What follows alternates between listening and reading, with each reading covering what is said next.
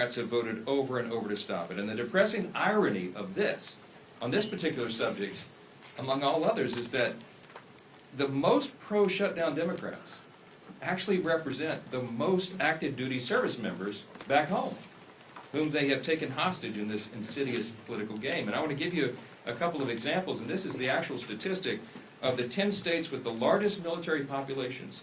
6 are represented each by 2 Democrats in the Senate who are withholding the paychecks. Here's the list. In California, it's home to 157,000 active duty personnel, the most in the country.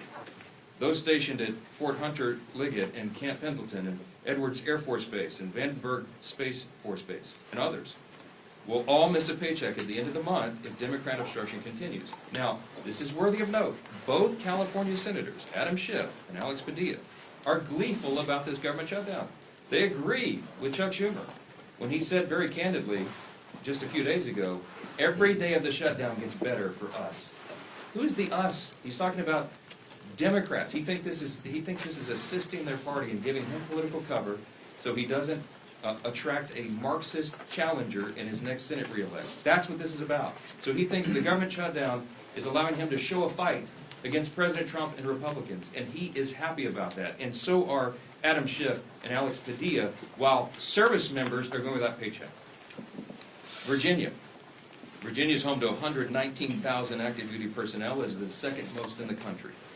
Those stationed at Naval Station Norfolk, Quantico, and Fort A.P. Hill, and others will miss paychecks at the end of this month if this is not resolved. Both Virginia senators, Tim Kaine and Mark Warner, are playing political games with the paychecks of 119,000 service members. Georgia. Georgia's home to 65,000 active duty personnel. It's the 6th most in the country. Those stationed at Fort Benning, Fort Stewart, Moody Air Force Base, and others will miss paychecks. And just last week, this is so aggravating to us. It's so frustrating to us. It's so wrong.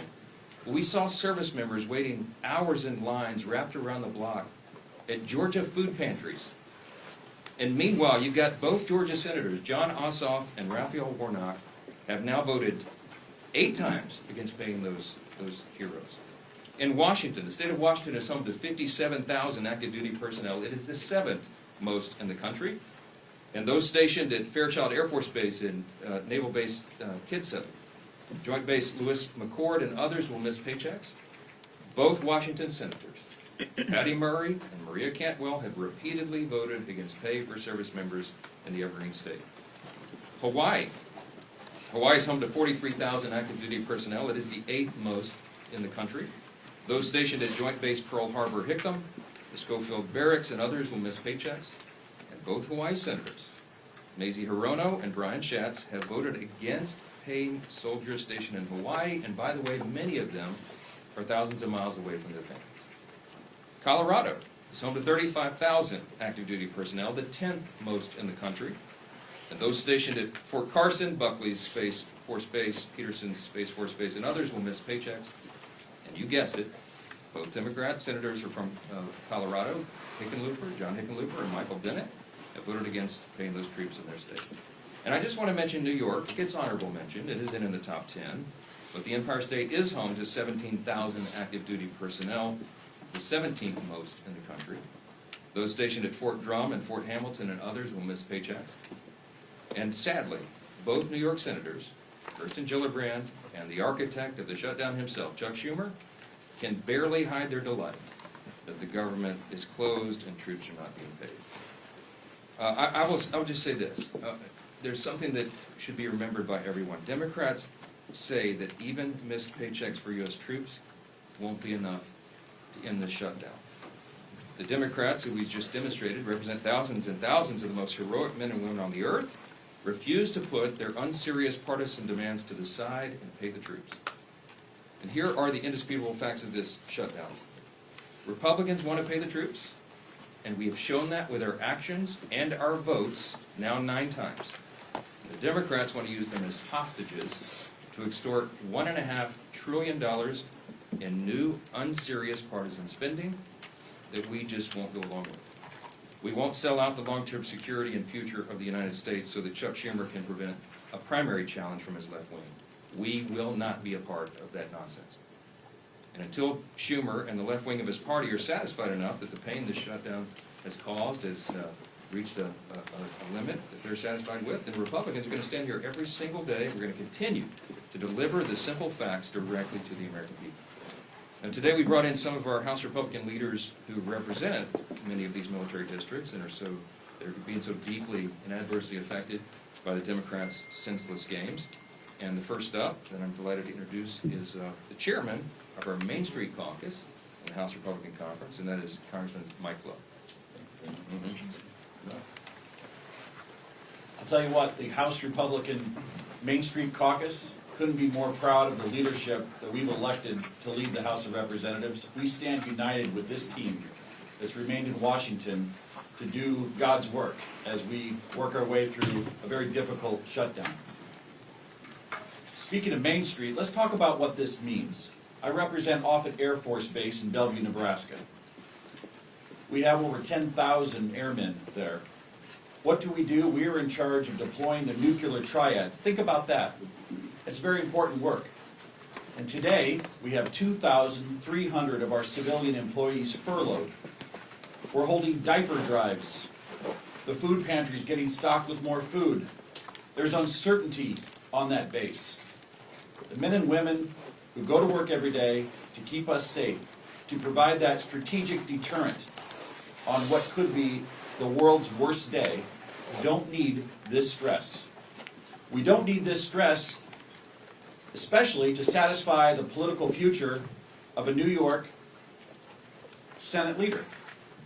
This could have been avoided. He did the right thing, Mr. Schumer did in March. He's a pro. He knows political calculus. He paid a high price for it, and now people in my district are paying a high price, and it's not right. And by the way, as a country, we're better than this. We are way better than what's happening across our bases. And so to the people at Offutt Air Force Base and every military installation, the Main Street Caucus is here to say thank you for what you do. Whether you're furloughed or not, we appreciate every single one of you. Thank you again, Mr. Speaker, for having us, and thank you for inviting and including the Main Street Caucus.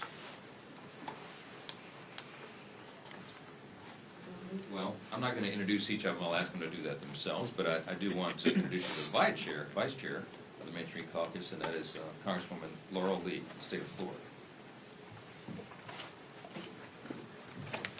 Thank you, Mr. Speaker, and thank you all for being here today.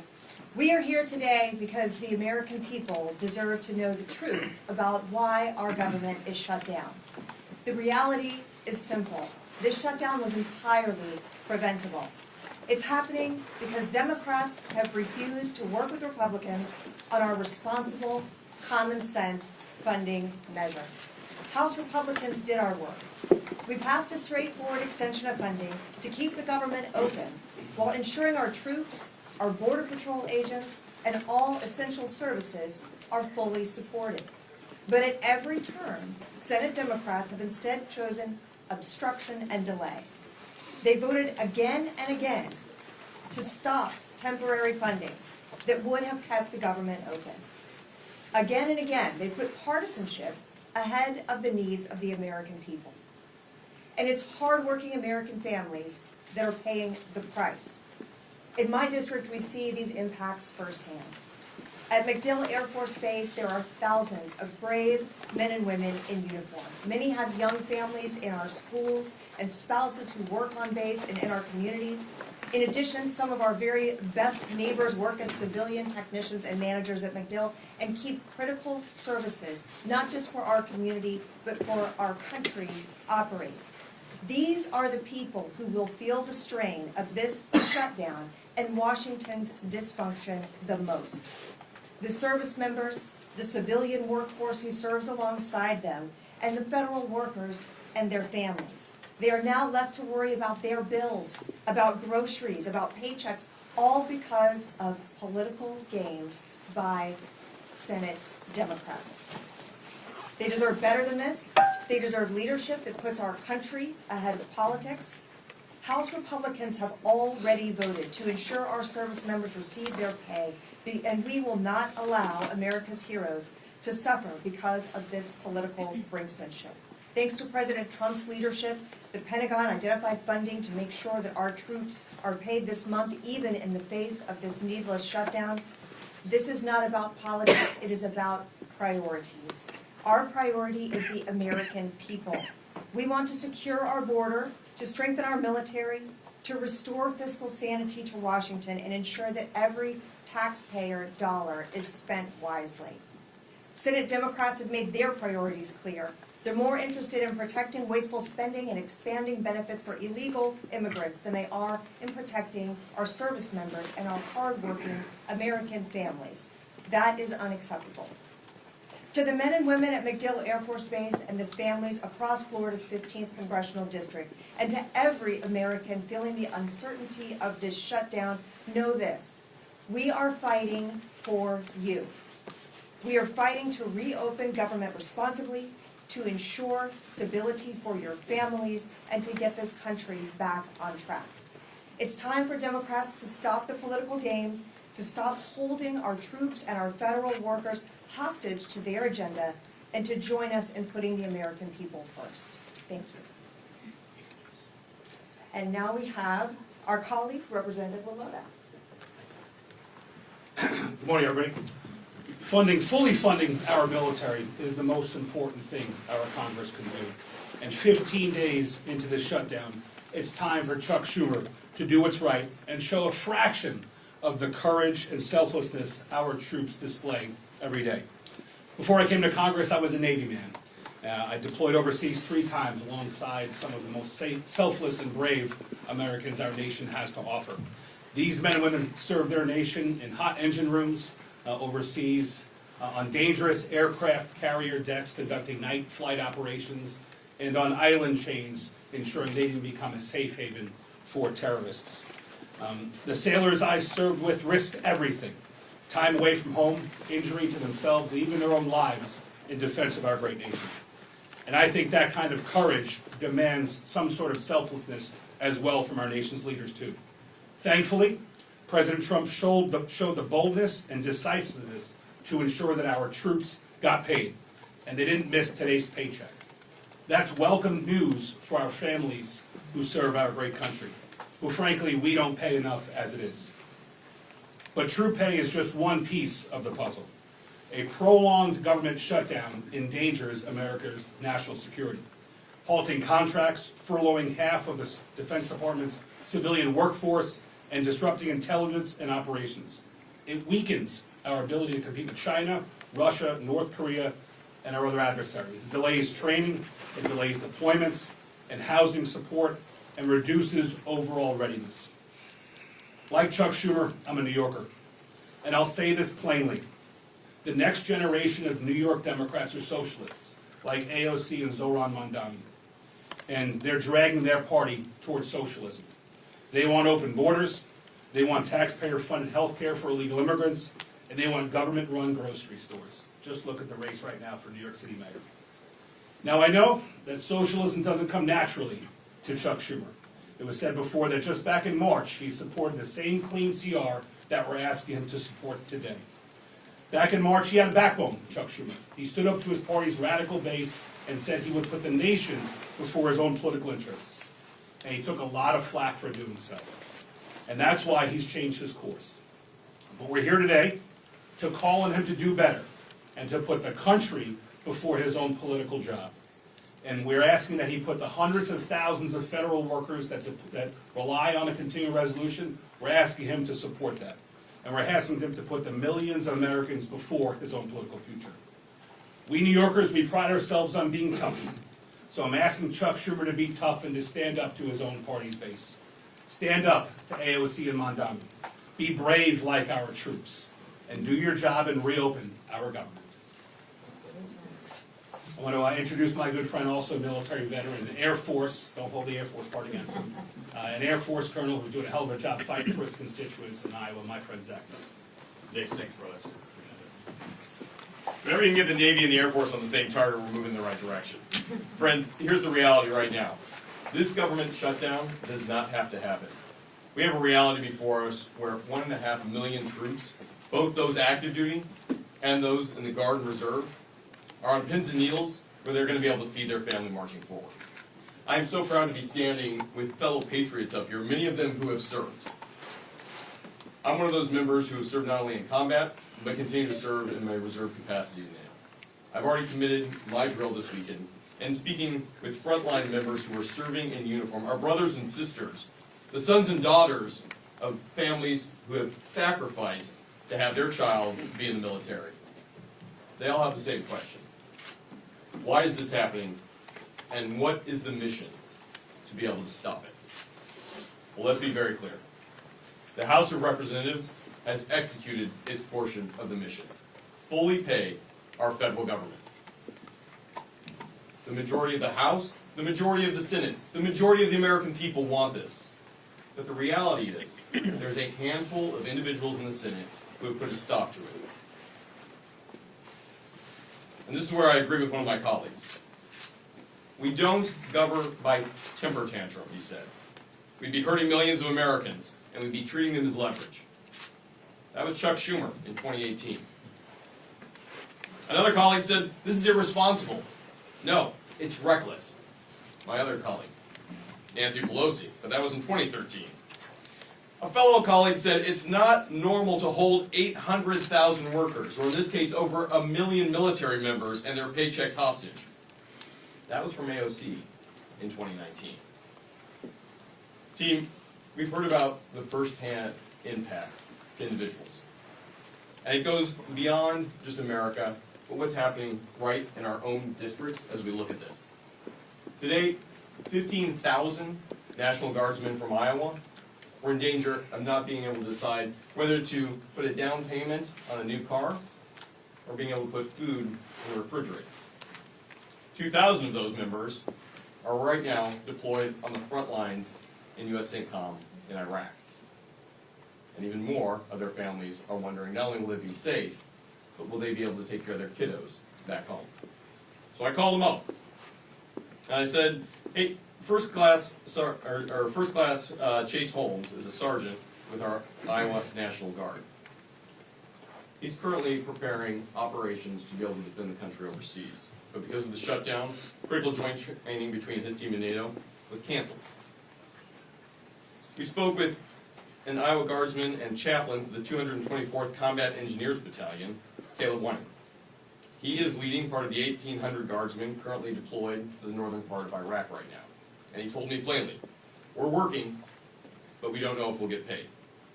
I'll put my life on the line, but I hope someone's there to take care of my family if my paycheck doesn't come through. These aren't theoretical. These are real people, real impact, real costs. Let's be blunt. The shutdown of the government has only one hostile actor, and there's a few individuals in the Senate who refuse to put the country before the hostage of the 350+ million Americans they've taken.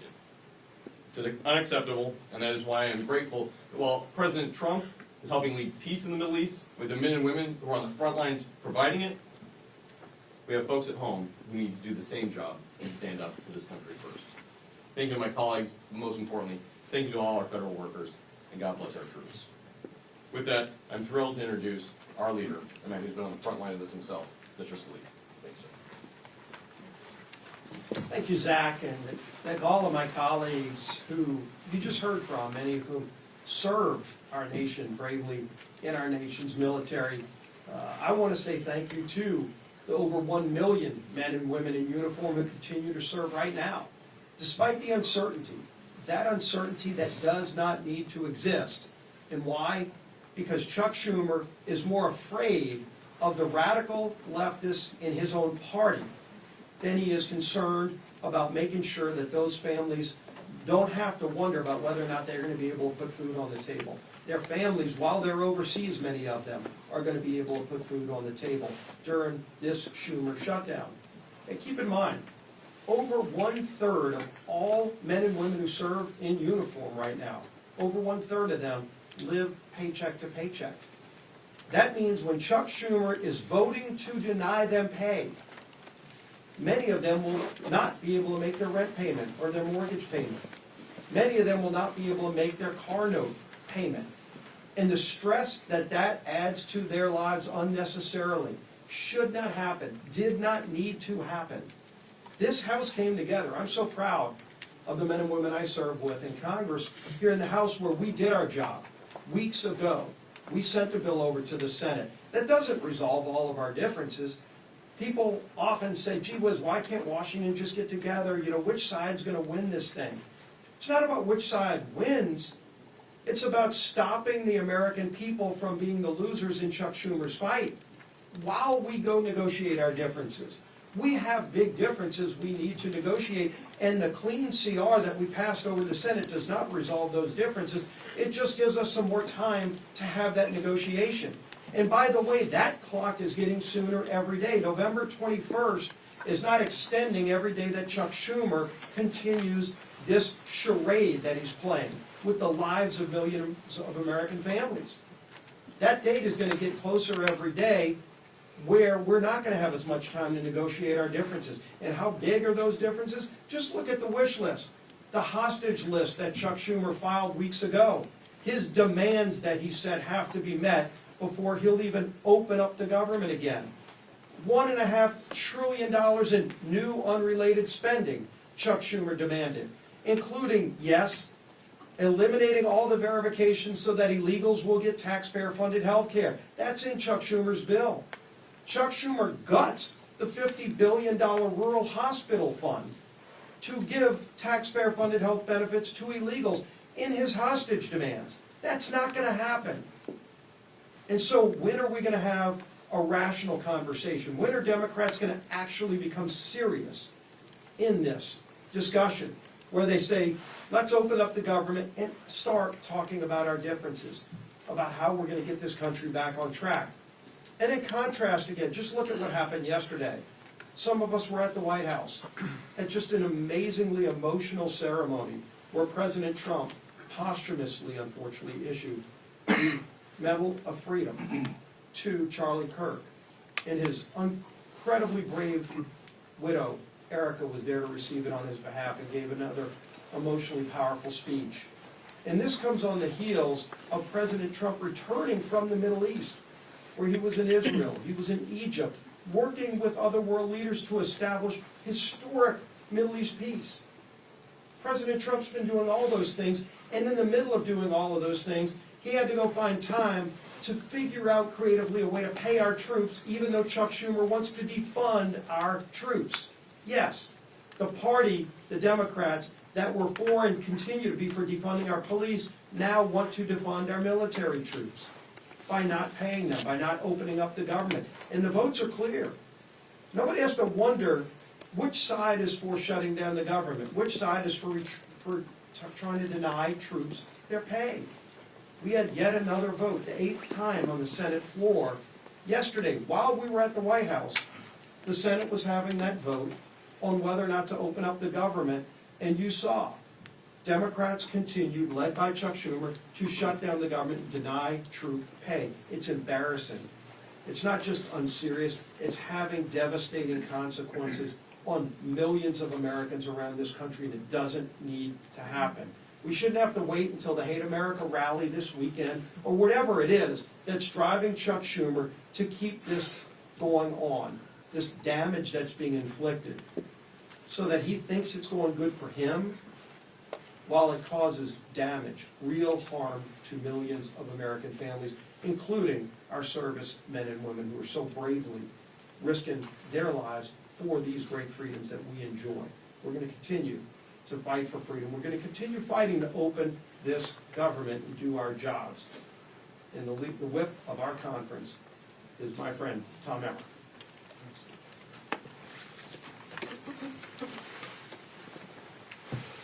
If Chuck Schumer and the Democrats had things their way, more than 1 million service members would not get paid today. Thankfully, our commander-in-chief stepped up where the Democrats have refused by reallocating funds to ensure our troops receive their hard-earned paychecks today. Thanks to President Trump, military families across the country will have the resources they need to continue making ends meet just a little bit longer. Yet, what has been the Democrats' response? Representative Madeline Dean told CNN yesterday, quote, This is not the way to run a government, close quote. Making sure our troops get paid is not the way to run a government? You know what is actually not the way to run a government, Representative Dean? Holding the American people hostage over your $1.5 trillion wish list of radical demands. Clearly, the Democrat Party of today is not your grandfather's Democrat Party. They care about one thing and one thing only, appeasing the radical, pro-terrorist wing of their party. And they will inflict the maximum amount of pain on the American people to do it. But it doesn't have to be this way. Republicans have a nonpartisan government funding bill ready in the Senate. We've been talking about it now for more than 2 weeks. It can be sent to President Trump's desk immediately. We could end the Democrats' shutdown chaos today if they would do the right and reasonable thing by passing our clean CR. It contains 0 partisan policy riders, no gimmicks. It's the same spending levels that Democrats supported just 6 months ago and that they passed 13 times previously under the Biden administration. But 9 times now, 9 times, the Democrats have refused, shutting the government down in the process and forcing Americans to pay the price. All so they can gallivant around the Capitol making ridiculous videos, childish videos, scream at Capitol police officers who aren't getting paid, by the way, and buy time until their Hate America rally takes place on Saturday on the Mall. It's despicable and it's wrong. We can only hope that they come to their senses and that the madness ends soon. Until then, our message remains the same. Stop playing political games, pass our clean CR, and reopen the government for the people you were elected to serve. Lisa McClain, our conference chair. Well, good morning, everybody. Here we are again. I'm going to be very clear. Chuck Schumer wants a dirty deal. I'll say it again. Chuck Schumer wants a dirty deal. One that caters to his radical base. You know, the same crowd planning to protest at their I Hate America rally this weekend. And what is in this so-called deal? Let's take a look at what's in Chuck Schumer's dirty deal. And let me spell it out.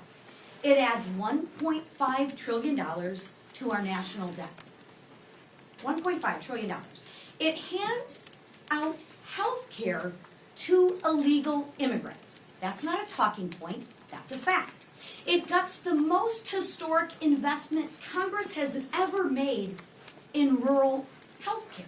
Again, that's a fact. And it weakens health care for hardworking Americans. Begin to see the compare and contrast? Chuck Schumer and the Democrats want to protect illegals and hurt Americans. Republicans, we actually want to do what we were elected to do, and that's take care of Americans. Yesterday, we released a new white paper on the facts, which are actually crystal clear.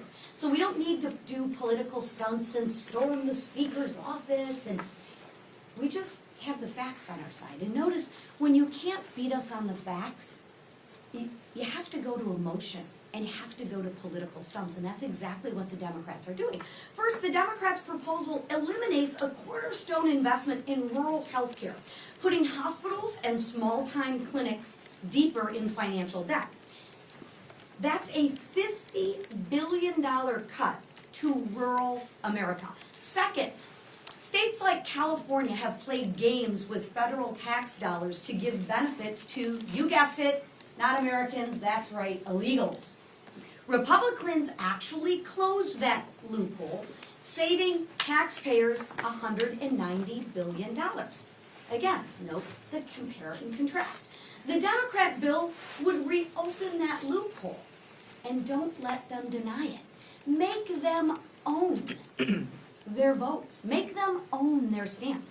Let me remind you, every single Democrat on the 2020 presidential debate stage raised their hand and said taxpayers should pay for health care for illegals.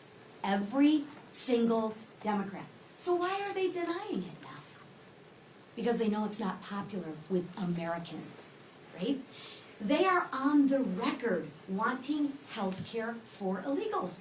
Own it, Democrats! Say it loud, say it proud. You want to put illegals over Americans. Just own it. I'm going to say it again. They are on the record wanting health care for illegals, and their dirty deal that they lay out in black and white. Finally, Democrats' plan forces taxpayers to cover the majority of emergency medical costs for all non-citizens. Another $28 billion tab for who? You guessed it, the American people. So here's the bottom line. The Democrats' proposal would force taxpayers to fund $119 billion in waste, fraud, and abuse. Yes, that's right. The Democrats advocate for waste, fraud, and abuse. Why? Because it's not their money, it's your hard-earned money, including benefits for people that are here illegally. That weakens health care for Americans. It also defunds rural health care. Again, that weakens health care for who? That's right, it weakens health care for Americans. It is absolutely outrageous. So here's my message to Democrats. Tell all of your radical base you're done taking orders. Tell them you're putting America first. Drop the demands, reopen the government, pass the House bill, and let's get back to work for the American people. Thank you. Speaker Johnson. Johnson. A judge in Florida issued a restraining order against Corey Mills for threatening and harassing behavior from an ex-girlfriend, and according to these court documents, he also instructed a congressional staffer to reach out to her after that initial temporary restraining order was filed. Do you think this is an ethical violation, and do you think any disciplinary action is warranted? I have not heard or looked into details of that. I've been a little busy. We have a House Ethics Committee. If it warrants that, I'm sure they'll look into that. Mr. Speaker. It's been reported for a while. Corey Mills was accused of beating a girlfriend in his D.C. apartment. He was accused of stolen valor by the people that he claimed to have saved on the battlefield that have been on the record said that he did not save them. I mean, this has been happening since the beginning of the year. Are you concerned about these allegations against Corey Mills? Look, you have to ask Representative Mills about that. I mean, he's been a faithful colleague here. I know his work on the Hill. I mean, I don't know all the details of all the individual allegations and what he's doing in his outside life. You have to ask him about that. Let's talk about things that are really serious. Thanks, Mr. Speaker. OMB put out memos saying that they're going to batten down the hatches and ride out the shutdown, but as you pointed out, they're going to pay the troops, as well as they said pay law enforcement. Should law enforcement include Capitol Police who protect you, your family, you know, Mr. Scalise, the whip, as well as the Capitol building in general? Yeah, we've always stood with Capitol Police and law enforcement, and we've shown that in word and deed. And I can tell you that I was with the President for a couple of hours in the Oval Office last night. I spoke with Russ Vought in the Rose Garden before the Charlie Kirk service. They are, what's the right word, forlorn about this. No one on the Republican side is taking any pleasure in this scenario. Yes, we're always for reducing the size and scope of the government and all of that, but this is not the way to go about it. We don't shut the government down, turn off the funding streams, and then require all these cuts like this. So what they're doing is they're having to triage federal spending, as you know, because anybody, as we've said, any person who's in the White House, regardless of party, and their director of OMB, is given this unfortunate, reluctant task. They have to figure out and triage what are the most essential services personnel policies and what are not.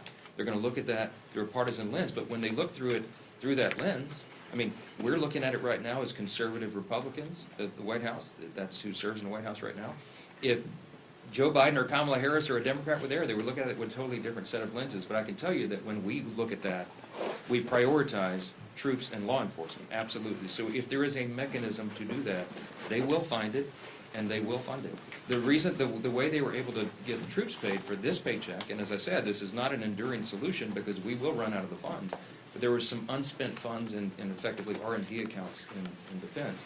They moved that over to prioritize payment of those who are putting their lives on the line today and who have families in serious situations.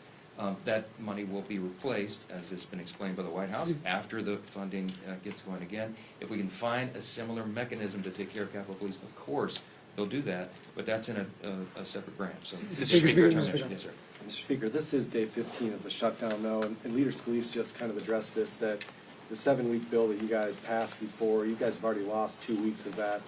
Is there a point in the future where you decide to put either another clean continuing resolution on the floor, like in the next couple of weeks, or why not just put some of your appropriation bills that have passed out of committee on the floor during the shutdown? Our appropriators have been hard at work, even during the shutdown.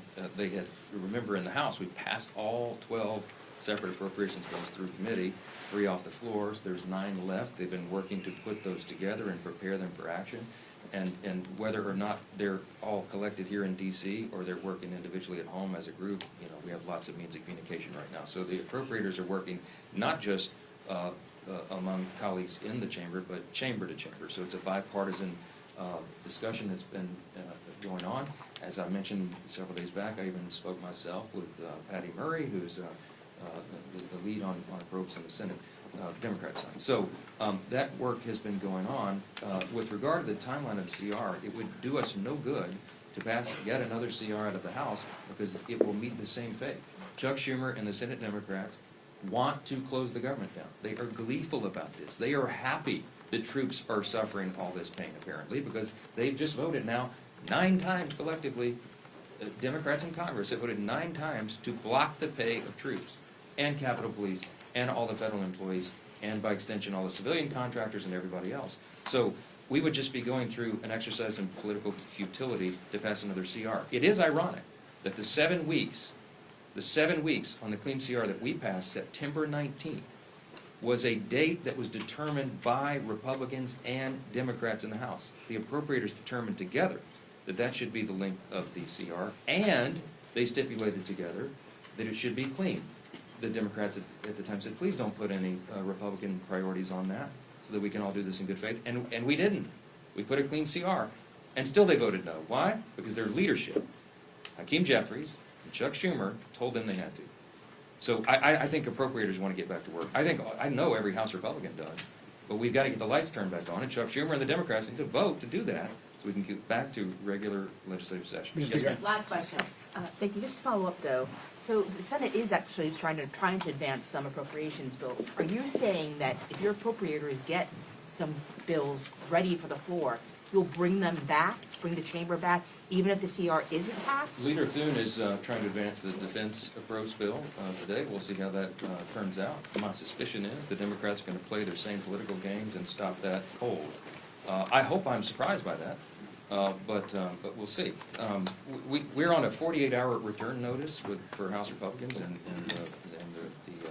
the House itself. And dependent upon action in the Senate, we can get all this moving again, and we can get back to all the regular order and all the things that are stacking up on our plates. It is ironic that even though Democrats decided upon the end date, the 7 weeks to go to November 21, it is the Democrat leadership that is eating up the clock. And they are doing great harm to the American people, not just by suspending services, vital services and paychecks, but also because of the backlog of work that the Congress has to get done. And we cannot do it while hardworking Americans are suffering because of these antics. And that's why we're demanding, insisting that they get it open. I'll leave you with this. You've heard the word contrast here a number of times today. So grateful for these Main Street Caucus leaders who came and helped us articulate this contrast. I'll just say this again. You have 2 parties on a split screen right now. You have President Trump and the Republican Party reducing your taxes, cutting government red tape and regulations to get the economy going again, passing historic legislation to boost the economy and bring down the cost of living. You have Republicans who have ended the border crisis, almost 0 illegal crossings in the last 4 months. You have Republicans who are working to end the crime crisis and support law enforcement and ICE officers and all those who are wearing that badge and putting their lives on the line and supporting our troops, as we talked about today. You have Republicans who are ending fraud, waste, and abuse in government and making government work more efficiently and effectively for the people. And you have President Trump and the White House and his administration ending conflicts that are killing millions of people around the world. What have Democrats accomplished in the last 9 months? A government shutdown. I mean, the contrast between these parties could not be any more stark. And I encourage you to watch. We call it the Hate America rally that will happen Saturday. Let's see who shows up for that. I bet you see pro-Hamas supporters. I bet you see Antifa types. I bet you see the Marxists in full display, the people who don't want to stand and defend the foundational truths of this republic. And we do.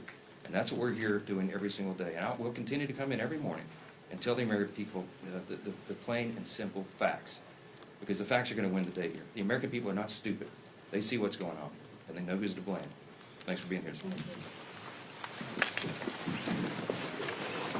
Let's Reese. No. Reese. Hey. Reese.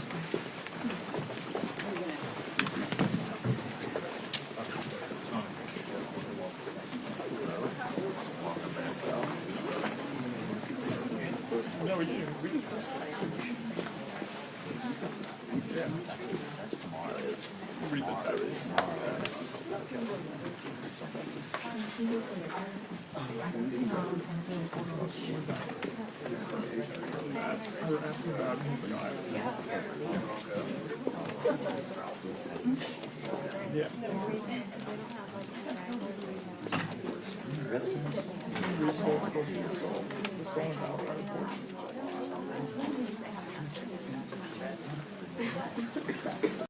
John R. Lewis Voting Rights Act of New York.